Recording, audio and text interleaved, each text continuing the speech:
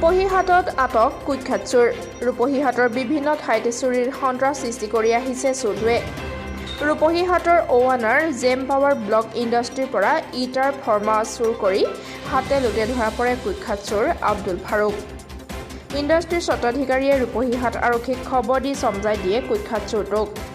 ৰূপহীহাট আৰক্ষীয়ে চোৰটোক কৰায়ত্ব কৰি জেল হাজতলৈ প্ৰেৰণ কৰিছে।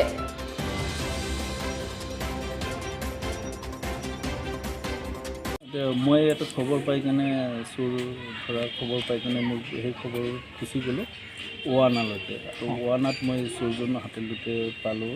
তেওঁলোকে আটক কৰি ৰাখিছিলে আৰু লগতে তেওঁলোকৰ লগত এখন ঠেলা মানে যিজন চোৰ ইয়াৰ আব্দুল ফাৰুক নামটো আব্দুল ফাৰুক তেওঁ মানে ঠেলাখনে ধৰা পৰে আৰু এজন পলাই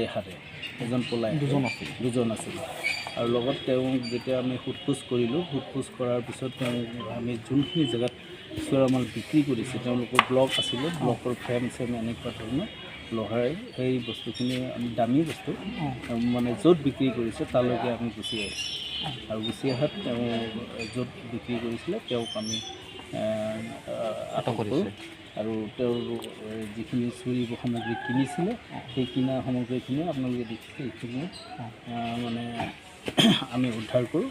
কিমান টকাৰ মোটামুটিখিনি প্ৰায় 50-70,000 ভিতৰত থাকিব এইখিনি। আৰুতো আগত কি কৰিছে এইটো গম নাপাওঁ বাৰু, তদন্ত চলি থাকিব।